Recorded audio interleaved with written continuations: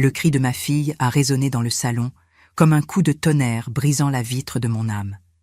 Ces mots, « Tu es un poids dans ma vie », ont transpercé ma poitrine plus profondément que toutes les aiguilles que j'ai piquées dans mes doigts en 50 ans de couture. Je suis Marguerite, j'ai 72 ans et j'ai construit chaque brique de cette maison avec la sueur de mon travail de couturière. Mais aujourd'hui, pour Céline, je ne suis qu'un vieux meuble encombrant sa décoration. Ce qu'elle a oublié, c'est que les vieux meubles cachent parfois les actes de propriété et les clés du coffre-fort. J'étais assise dans mon fauteuil en simili-cuir marron, celui que j'ai acheté avec l'argent de la robe de mariée de la fille du maire il y a 30 ans. La télévision diffusait une émission quelconque, mais je ne prêtais aucune attention.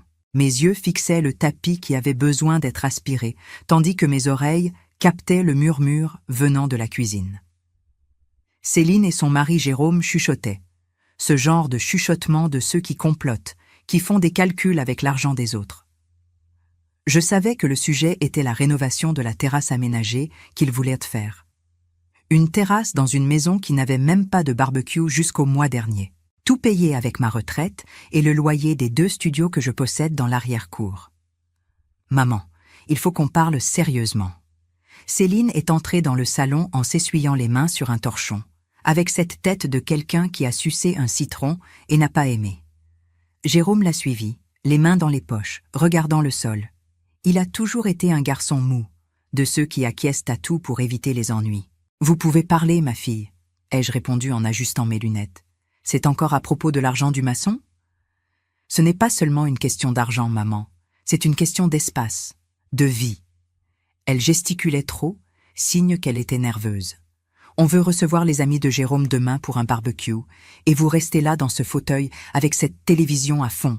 Ça gâche l'ambiance, vous comprenez? Ça crée une atmosphère lourde. » J'ai respiré profondément. « C'est ma maison, Céline. Le fauteuil est à moi. La télévision est à moi. Vous êtes venu passer quelque temps ici quand Jérôme a perdu son emploi, et ça fait maintenant 3 ans. C'est là que le barrage a cédé. Le visage de ma fille s'est transformé en un masque de haine. À toi. À toi. Tout est à toi, a-t-elle hurlé. Mais qui s'occupe de tout? C'est nous. Qui t'emmène chez le médecin? C'est moi. Qui supporte tes manies? C'est moi. Tu es un poids dans ma vie, maman. Je n'en peux plus de te voir assise là, à juger tout ce qu'on fait. Tu es un frein. Le silence qui a suivi le cri était assourdissant. Jérôme a tenté de poser sa main sur son épaule en murmurant « Un calme-toi, Céline ». Mais elle s'est dégagée. Je ne suis pas tombée dans son piège. Je me suis levée lentement, sentant cette petite douleur habituelle au genou. J'ai marché jusqu'au buffet de l'entrée où se trouvait mon sac. « Maman, où allez-vous » Céline a demandé, le ton de voix changeant légèrement. Je n'ai pas répondu. J'ai pris mon sac en cuir synthétique et mon trousseau de clés. Pas les clés de la maison, mais les clés de mon ancien atelier dans une galerie du centre de Lyon. « Tu as dit que tu ne supportes plus me voir, ma fille. Je te rends service. » J'ai fermé la porte. Je suis allée jusqu'à la station de taxi au coin de la rue. Mes jambes tremblaient, mon cœur battait de façon irrégulière, mais je ne pleurerai pas dans la rue. Je suis Marguerite, la couturière la plus demandée de ce quartier pendant 40 ans. Je ne suis pas un poids. Je suis la structure. Je suis montée dans le taxi et j'ai demandé l'hôtel central. Pendant que la voiture glissait dans les rues éclairées, j'ai commencé à réfléchir à tout ce que j'avais fait pour elle. Je suis arrivée à l'hôtel et j'ai fait l'enregistrement. Je suis montée dans la chambre, j'ai verrouillé la porte et finalement j'ai laissé mon corps s'effondrer sur le lit. J'ai pleuré pendant 20 minutes, mais après les larmes est venue la clarté. Je me suis assise au bureau de la chambre et j'ai sorti mon téléphone. J'ai ouvert l'application bancaire. Le compte était joint, une erreur que j'avais commise il y a 3 ans. J'ai regardé le relevé. Il y avait des débits de restaurants, de stations-service, de grands magasins, tout sortant de ma retraite. Un poids, ai-je murmuré pour moi-même, sentant une force ancienne se réveiller. Je n'avais pas besoin de me battre, je n'avais pas besoin de crier.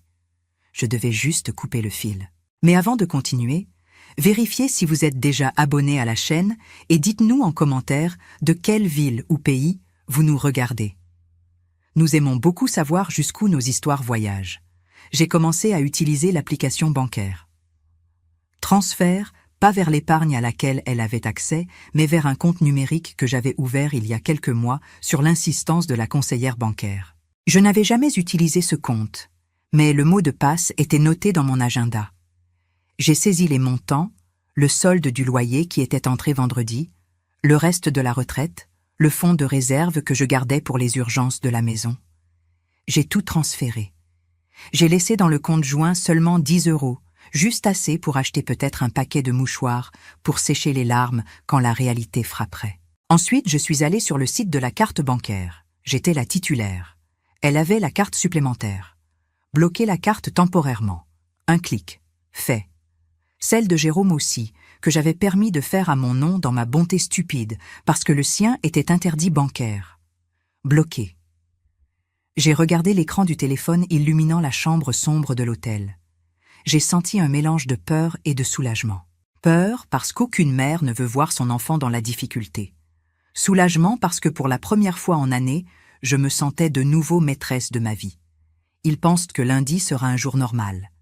Céline va se réveiller tard, prendre le café que je n'aurai pas préparé, se plaindre que le pain n'est pas frais. Ensuite, elle prendra la voiture pour aller à la banque et au centre commercial, croyant que l'argent de la vieille inutile est là, prêt à servir ses caprices. J'ai imaginé la scène. Elle à la caisse, ou essayant de passer la carte au magasin de matériaux de construction pour acheter le carrelage de cette fameuse terrasse. Le message de solde insuffisant. La honte, la panique, la tentative de m'appeler.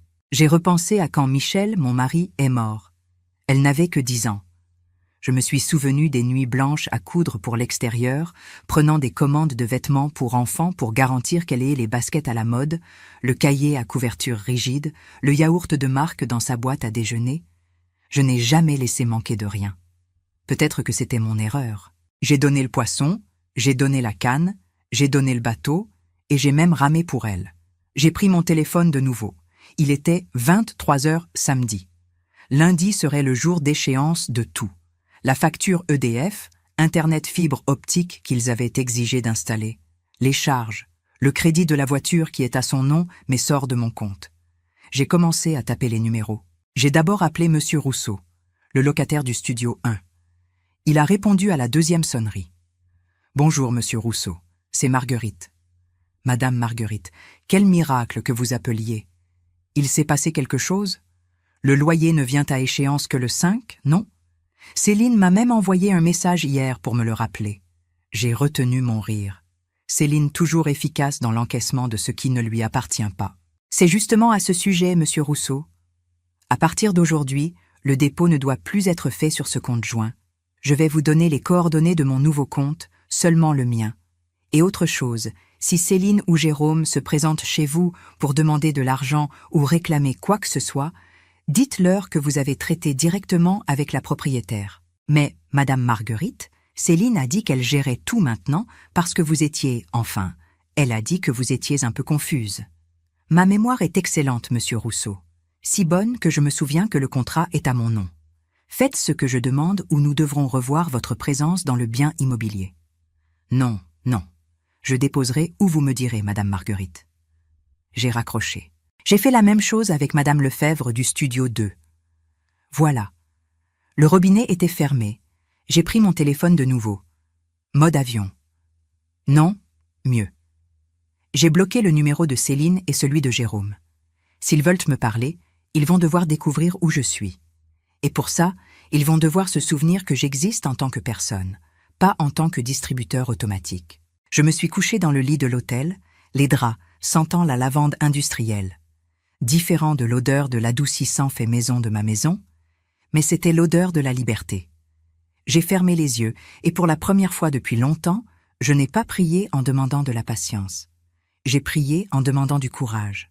Céline a crié que je suis un poids. Eh bien, ma fille, maintenant tu vas découvrir combien pèse ta propre vie quand personne ne la porte pour toi.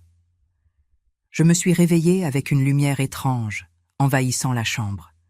Ce n'était pas le soleil qui entrait par la fente de mon store à la maison. C'était une lumière blanche, filtrée par les rideaux épais de l'hôtel. Pendant une seconde, mon cœur s'est emballé, perdu dans le temps et l'espace, jusqu'à ce que l'odeur de lavande industrielle me ramène à la réalité. Le réveil de chevet marquait 8 heures. Un dimanche normal, je serais déjà debout depuis 6 heures, préparant le déjeuner, balayant la cour avant que le soleil ne chauffe. Aujourd'hui, mon seul engagement était envers moi-même. Je me suis levé lentement. Je suis descendu pour le petit déjeuner. La salle de l'hôtel était tranquille. L'odeur de pain frais et de café m'a embrassé. Je me suis servi de fruits, un morceau de 4/4, et me suis assise près de la fenêtre.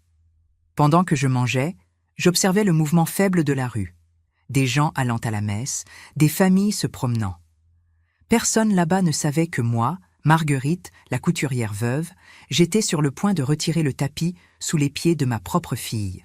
Après le café, j'ai décidé que je devais aller à mon sanctuaire, l'atelier dans la galerie du centre de Lyon.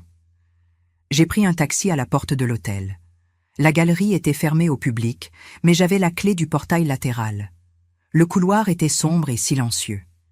J'ai marché jusqu'au bout du couloir où une porte en bois massif exhibait une petite plaque dorée que j'avais polie moi-même la semaine dernière. Marguerite Couture. J'ai tourné la clé. J'ai allumé la lumière. Là il était, mon monde. Les portants avec quelques robes de soirée que je louais, protégées par des housses en plastique. Ma table de coupe, grande, en bois noble. Et dans le coin, ma vieille Singer à pédales. Je suis allé au fond du magasin où se trouvait un petit bureau. J'ai écarté un mannequin vêtu d'une robe de mariée jaunie par le temps et j'ai tiré un cadre du mur. Derrière lui, le coffre-fort. J'ai tourné la combinaison. Le clic sec du verrou s'ouvrant a été de la musique pour mes oreilles. À l'intérieur du coffre, il n'y avait pas de barre d'or, mais il y avait quelque chose de beaucoup plus précieux, des papiers. J'ai sorti les dossiers poussiéreux et les ai posés sur la table. L'acte de propriété de la maison où Céline et Jérôme dormaient maintenant. Les actes de propriété des 2 studios de l'arrière-cour, les anciens contrats de location et, le plus important, un dossier rouge où je gardais mon assurance contre les tempêtes. J'ai ouvert le dossier rouge. Là se trouvait l'inventaire de succession que j'avais fait quand mon mari est décédé il y a 22 ans. Tout, absolument tout, était à mon nom. J'avais l'usufruit viager. À l'époque, Céline avait signé les papiers sans les lire, pleurant la mort de son père, faisant confiance que sa mère s'occuperait de tout. Et je me suis occupée. Je me suis tellement occupée que je l'ai transformée en une arrogante inutile. Je me suis assise dans le fauteuil pivotant du bureau et j'ai commencé à organiser les documents. J'ai pris une vieille calculatrice à grandes touches qui se trouvait dans le tiroir. J'ai commencé à additionner la valeur des loyers, ma retraite, les rendements d'un petit placement que mon mari avait laissé et que je n'avais jamais touché et que Céline ne rêve même pas qu'il existe. Le montant total ne me rendrait pas riche, mais me donnait quelque chose qu'aucun argent n'achète, l'autonomie. Mes yeux sont tombés sur une vieille photo accrochée à un tableau en liège au-dessus de la table. Moi, plus jeune, tenant Céline dans mes bras. Elle devait avoir 4 ans, souriante, édentée, accrochée à mon cou. J'ai senti une pointe dans la poitrine. Où est passée cette petite fille? À quel moment entre les biberons et l'université ai-je perdu le contrôle de l'éducation? J'ai créé le monstre qui voulait maintenant me dévorer. La faute était mienne, oui, mais la rédemption le serait aussi. Pendant que je feuilletais les documents, mon esprit a voyagé vers ma maison. J'ai imaginé la scène qui devait se passer maintenant. Midi, dimanche. Le barbecue. Jérôme doit avoir allumé le grill portable qu'ils ont acheté le mois dernier. Céline doit être dans la cuisine préparant la mayonnaise, se plaignant que je n'ai pas épluché les pommes de terre. Les amis doivent arriver. Des gens jeunes, bruyants. Ils vont manger, boire, rire, et à un moment, quelqu'un va demander « Où est Marguerite ?» Et Céline, avec ce sourire faux qu'elle a entraîné pour les réseaux sociaux, va dire « Ah, maman n'est pas très bien. Elle est partie passer quelques jours chez une tante à la campagne pour se reposer. Vous savez comment c'est, l'âge, elle devient confuse. » J'ai pris un cahier de notes qui se trouvait dans le tiroir. Plan de reprise, ai-je écrit sur la première page. Point 1, la banque. Demain, lundi, je serai à la porte de l'agence à 10 heures du matin. Je veux parler avec la conseillère. Je veux révoquer la procuration que j'ai donnée à Céline pour gérer le compte joint. Point 2, les studios. Les locataires déposent le loyer directement sur le compte qui est maintenant vide, le compte joint. Je leur ai déjà téléphoné. Le 5 est mercredi. Dommage. Point 3. La maison. C'est ma maison. Je l'ai construite. Demain, après la banque, je rendrai visite au cabinet de Maître Bernard, l'avocat. Je dois savoir comment retirer le nom de Céline de la facture EDF et eau, sans qu'il coupe l'approvisionnement immédiatement. Ou peut-être laisser couper sera la leçon dont ils ont besoin. Je me suis réveillée avant même que le réveil du téléphone ne sonne. Il était 6h30 du matin d'un lundi qui promettait d'être historique. Je me suis levée du lit de l'hôtel sans sentir cette rigidité habituelle dans les articulations. Il semblait que le corps savait qu'aujourd'hui, il devait être prêt pour la guerre. Je suis allée jusqu'à la valise et j'ai choisi mes meilleurs vêtements. Pas cette robe de rester à la maison. J'ai mis un pantalon en lin beige bien repassé et une chemise sociale blanche que j'avais cousue moi-même. J'ai ajouté un blazer gris que je portais seulement au mariage et enterrement. J'ai passé un rouge à lèvres couleur chair, j'ai peigné mes cheveux blancs en arrière et j'ai mis mes boucles d'oreilles en perles. Je me suis regardée dans le miroir. Je n'ai pas vu un poids. J'ai vu une femme d'affaires. Je suis sortie de l'hôtel à 9h. La banque ouvrait à 10h, mais je voulais être la première de la file.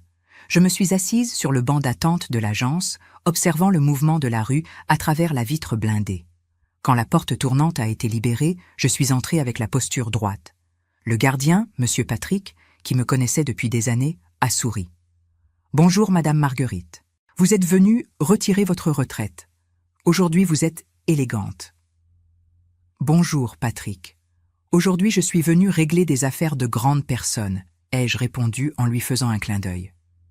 Je suis allée directement au bureau de gestion. Sandrine, ma conseillère, une jeune femme très attentionnée, a écarquillé les yeux quand elle m'a vue. Elle était habituée à me voir en pantoufles, accompagnée de Céline qui parlait toujours pour moi. « Madame Marguerite, il s'est passé quelque chose ?»« Où est Céline ?» a-t-elle demandé. « Céline vit sa vie, Sandrine, et je suis venue reprendre la mienne. J'ai besoin que vous annuliez maintenant, à cet instant, la procuration qui donne les pouvoirs à ma fille pour gérer mon compte. Et je veux annuler toutes les cartes supplémentaires, la sienne et celle de Jérôme. » Sandrine s'est arrêtée avec la main sur la souris. Elle m'a regardé par-dessus ses lunettes, percevant que le ton de ma voix n'admettait pas de négociation. « Vous êtes sûr ? Cela va bloquer leur accès immédiatement s'ils essaient de les utiliser. C'est exactement ce que je veux. » J'ai coupé doucement mais fermement. Ils ont dit que je suis un poids. J'enlève ce poids de leurs épaules. Faites-le, s'il vous plaît. Pendant que Sandrine tapait frénétiquement sur l'ordinateur, je sentais un calme glacé parcourir mon corps. Voilà, Madame Marguerite. Procuration révoquée. Carte bloquée pour perte et vol. Les nouvelles cartes arriveront à votre adresse dans 5 jours ouvrables. Envoyez à ma boîte postale, Sandrine. Je ne veux rien qui arrive là-bas à la maison pour l'instant. Je suis sortie de la banque avec la sensation d'avoir perdu 10 kilos. Mais le travail ne faisait que commencer. J'ai pris le téléphone et j'ai appelé M. Rousseau. Il a répondu à la 2e sonnerie. J'ai confirmé le changement de compte pour le dépôt du loyer. J'ai fait la même chose avec Madame Lefebvre. Voilà.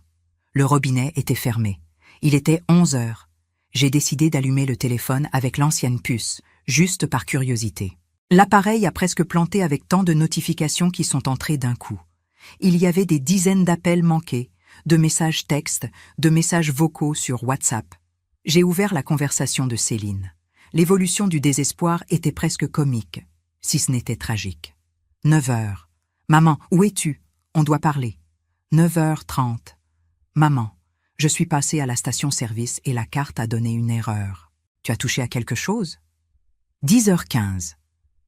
Maman, le conseiller de la banque a dit que la carte est annulée. J'ai le réservoir plein et je n'ai pas de quoi payer. Réponds, bon sang. 10h45. Marguerite, ce n'est pas drôle. Jérôme essaie de payer la facture de la rénovation et ça a donné solde insuffisant. Tu as retiré l'argent, tu es devenue folle? J'ai tout lu assise sur un banc de la place, sentant la brise sur mon visage. Folle. C'est toujours ainsi qu'on appelle la femme âgée qui décide de ne plus être un paillasson. Quand on sert, on est des saintes. Quand on dit non, on est folle. Je n'ai pas répondu. Le silence est une réponse complète. Ma prochaine étape était le cabinet de Maître Bernard. Le bâtiment était ancien, avec un ascenseur à grille. Le cabinet sentait le bois et les vieux livres. Maître Bernard, un homme de mon âge, m'a reçu avec une poignée de main ferme. « Marguerite, ça fait combien de temps? Depuis la succession de Michel, n'est-ce pas? Asseyez-vous. » J'ai raconté toute l'histoire, sans pleurs, sans drame, juste les faits. Le cri, l'humiliation, l'exploitation financière. Il écoutait, hochant la tête, notant sur un bloc jaune. La situation est délicate émotionnellement, Marguerite. Mais juridiquement c'est simple, a-t-il expliqué. La maison est à vous.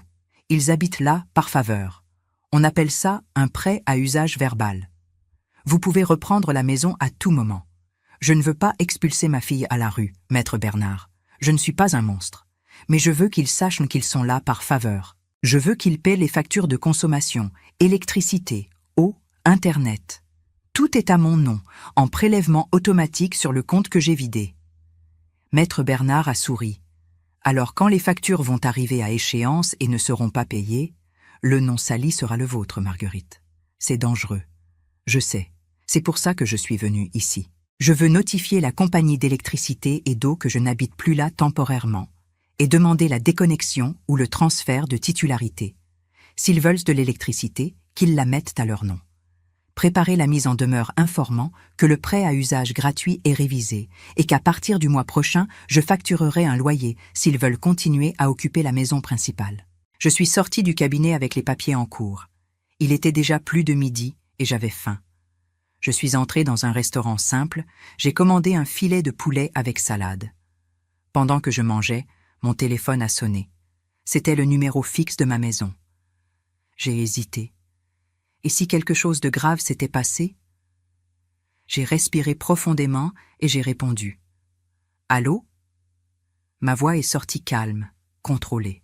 « Allô, maman ?» Enfin, le cri de Céline a presque fait exploser le haut-parleur.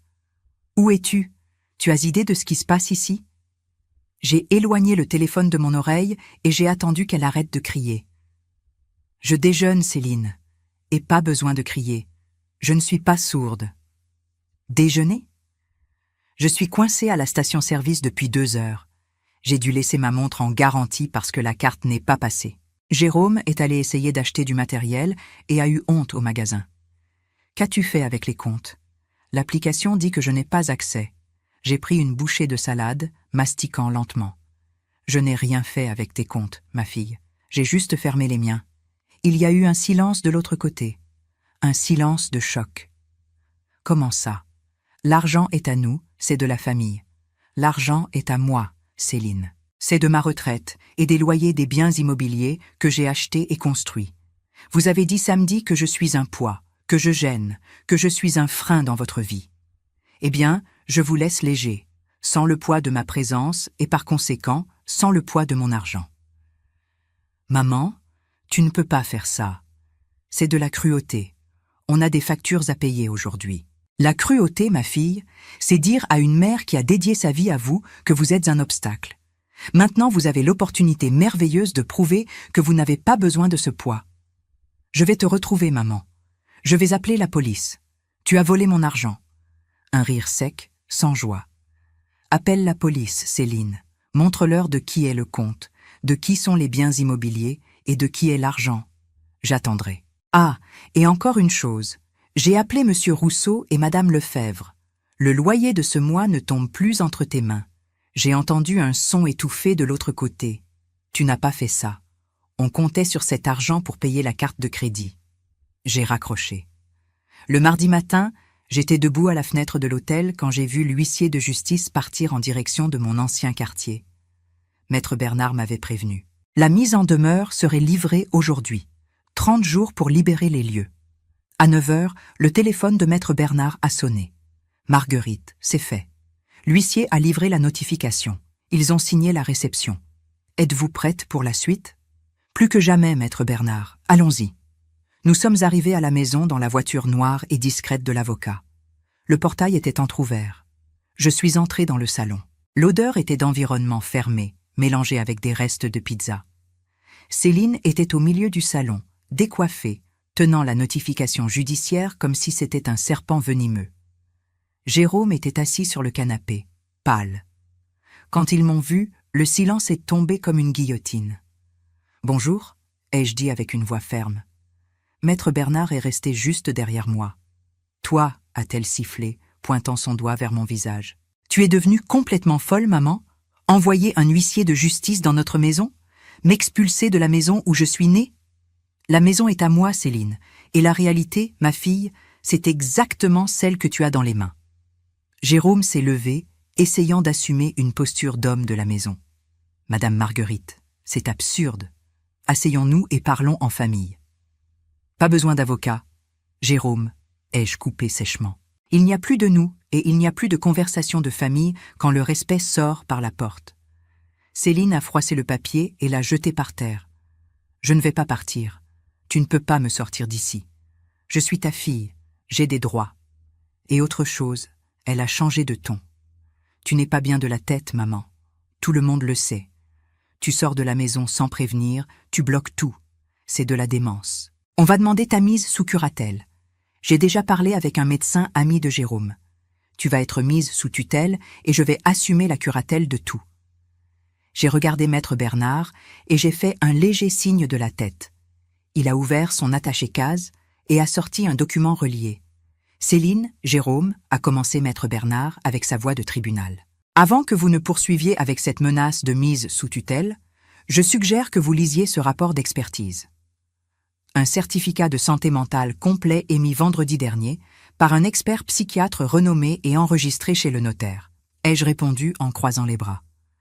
J'ai fait un bilan complet, ma fille, neurologique et psychiatrique. Le rapport atteste que je suis en pleine possession de mes facultés mentales, lucide, orientée et parfaitement capable de gérer ma vie et mes biens. Céline a lu, les yeux courants, sur les lignes techniques. La couleur disparaissait de son visage. « Vous avez pensé que j'étais une vieille idiote, n'est-ce pas ?» ai-je continué. « Vous avez pensé que vous pouviez m'appeler folle et m'enfermer dans une chambre pendant que vous dépensiez mon argent. Mais j'ai cousu ce coup point par point. N'importe quel juge qui regardera cette demande de mise sous tutelle maintenant va voir ce qu'elle est réellement, mauvaise foi et cupidité. Vous avez 30 jours, ai-je déclaré. Maître Bernard a expliqué dans la notification. Si vous voulez rester ici après ce délai, nous devrons signer un contrat de location. La valeur sera celle du marché. J'ai sorti de mon sac les protocoles de déconnexion. L'électricité et l'eau sont à mon nom. J'ai demandé l'annulation des contrats. Vous avez 3 jours ouvrables pour transférer à votre nom. Si vous ne le faites pas, la coupure viendra. Tu vas couper l'électricité ? Jérôme a demandé incrédule. Avec nous à l'intérieur ? La maison est à moi, mais la gestion du foyer maintenant c'est à vous. Payez l'électricité, payez l'eau, achetez la nourriture. Je suis sorti de la maison. L'air dehors semblait plus propre, plus léger. Le soir même, j'ai visité un studio près du parc de la Tête d'Or, petit, lumineux, avec un balcon où tenait ma machine à coudre. Validé, ai-je dit. Je veux les clés le plus rapidement possible. Mon téléphone neuf a sonné. C'était Monsieur Rousseau. Madame Marguerite, Céline est apparue ici. Elle est venue réclamer le loyer. Elle était agitée. Jérôme était avec elle. Il semblait qu'il allait forcer le portail. « Et qu'avez-vous fait ?» J'ai montré le message que vous m'avez envoyé et j'ai dit que j'avais déjà fait le virement sur votre nouveau compte. J'ai dit que s'ils insistaient, j'appellerais la police. Et ils sont partis en insultant. Le lendemain, Maître Bernard m'a envoyé un message. « Marguerite, je viens de recevoir un email de l'avocat que Jérôme a essayé d'engager. Il semble que le monsieur leur a expliqué qu'avec le rapport médical que nous avons présenté et la documentation des biens immobiliers à votre nom, toute tentative judiciaire de leur part est un suicide. Ils ont été conseillés de négocier la sortie à l'amiable. J'ai répondu, il n'y a pas de négociation sur le délai, 30 jours. Mais dites que s'ils sortent dans 15 jours, je paie le déménagement. Je suis encore mère après tout. Le soleil du matin entrait par le balcon de mon nouvel appartement comme un invité d'honneur. Cela faisait exactement 30 jours que j'étais sortie de cette maison avec seulement mon sac et une dignité blessée. Aujourd'hui, pendant que l'odeur de café frais remplissait la petite cuisine du studio, je me sentais 10 ans plus jeune. Il n'y avait pas de télévision allumée sur des programmes de ragots. Il n'y avait pas de cris. Il y avait seulement le son rythmique et réconfortant de ma machine à coudre installée face à la vue du parc. L'interphone a sonné. C'était le gardien avertissant que le camion de déménagement était arrivé à l'ancienne adresse. J'avais promis de payer le déménagement s'il sortait en 15 jours et j'ai tenu parole. Aujourd'hui était le jour de l'inspection finale et de la remise des clés. Le taxi m'a déposé devant le numéro 45 de la rue des Acacias. Le portail était ouvert. Le camion de déménagement occupait le devant du garage, avalant des canapés, des boîtes et cette télévision gigantesque qu'ils avaient achetée avec mon argent. Je suis entrée. La maison résonnait. Sans les tapis, sans les rideaux, le salon semblait énorme et triste. J'ai trouvé Céline dans la cuisine. Elle emballait des assiettes dans du papier journal. Quand elle m'a vue, elle s'est arrêtée. Elle était plus maigre, avec des cernes profonds que le maquillage ne cachait pas. Il n'y avait plus cette posture arrogante. Il y avait de la fatigue. La fatigue réelle de celle qui a découvert combien coûte le kilo de riz et la facture d'électricité. « Bonjour maman », a-t-elle dit, la voix basse, sans me regarder dans les yeux. « Bonjour Céline. »« Le camion est presque plein », ai-je commenté en gardant un ton neutre. Jérôme est entré par la porte de derrière, transpirant, portant une lourde caisse. Il s'est arrêté en me voyant et a baissé la tête dans un salut respectueux. « Madame Marguerite. »« Maman, vous allez habiter ici toute seule ?» Céline a demandé en fermant la dernière boîte avec du ruban adhésif. « Non. Cette maison est trop grande pour moi. Je vais la mettre à l'agence immobilière pour la louer. Avec la valeur du loyer d'ici et des studios, je vais très bien vivre dans mon appartement et il restera même de l'argent pour voyager. » Céline a levé les yeux. J'ai vu une larme têtue couler, mais elle l'a séchée vite. « Ça a été très difficile ces jours-ci, maman. On a eu honte. On a dû demander de l'argent emprunté à oncle Philippe. » Le nom de Jérôme s'est sali de nouveau. « J'imagine, ma fille, la vie d'adulte sans petit trou d'apprentissage est pleine de chutes. Mais vous avez survécu. Regardez-vous. Vous déménagez. Vous avez un toit, vous avez la santé. Personne n'est mort parce que le robinet s'est asséché. Au contraire, il semble que vous vous soyez réveillé. » Elle a lâché un soupir tremblant. « Tu avais raison, » a-t-elle murmuré si bas que j'ai à peine entendu. On s'est installé dans le confort. Moi, j'ai été horrible avec toi. Ce que j'ai dit sur le fait que tu es un poids. J'ai levé la main, l'interrompant. Céline, le pardon n'est pas quelque chose qu'on donne de la bouche pour dehors. Le pardon, on le construit avec le temps, en voyant le changement. Je ne garde pas de rancœur, parce que la rancœur rend malade, et je compte vivre de nombreuses années en bonne santé. Mais les choses ont changé. Je suis ta mère, je le serai toujours. Si tu tombes malade, je serai à l'hôpital. Si tu as faim, je te donnerai une assiette de nourriture. Mais ma vie financière, ma maison et mes décisions, celles-là maintenant sont blindées. J'ai accompagné les deux jusqu'au portail. J'ai vu le camion partir, emportant les restes d'une vie de dépendance. Je suis retournée à l'intérieur de la maison vide. L'écho de mes pas sur le parquet sonnait comme de la musique. Je suis sortie de là, j'ai fermé le portail et je n'ai pas regardé en arrière. L'après-midi est tombé doucement quand je suis arrivée à mon atelier dans le centre. J'ai décidé de rouvrir le magasin au public. La plaque Marguerite Couture brillait, polie. Dès que j'ai ouvert la porte vitrée, la sonnette a tinté. C'était Madame Lefebvre. « Madame Marguerite, j'ai appris que vous étiez revenue en force. Je suis venue apporter un 4/4 pour le goûter.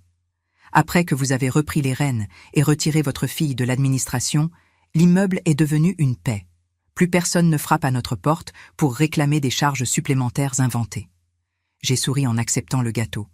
L'ordre a été rétabli, Madame Lefebvre. Plus tard, j'ai reçu un message sur le téléphone neuf. C'était une photo. Céline et Jérôme assis par terre dans le salon de la nouvelle maison, mangeant une pizza directement de la boîte. La légende disait « Première nuit dans la nouvelle maison. Tout est dans des cartons, mais c'est ce qu'on a. Merci d'avoir payé le déménagement, maman. Et pardon, j'ai regardé la photo. La maison était simple, le sol était en céramique ancienne, les murs avaient besoin d'une couche de peinture, mais c'était à eux. Ils payaient. Cette pizza avait le goût de la responsabilité. Je n'ai pas répondu avec de longs textes. J'ai envoyé seulement un emoji pouce levé. J'ai fermé l'atelier à 18 heures. J'ai marché dans les rues du centre, regardant les vitrines, sentant le pouls de la ville. Je suis passé devant une agence de voyage. Une affiche annonçait « Excursion dans le sud de la France, groupe senior ».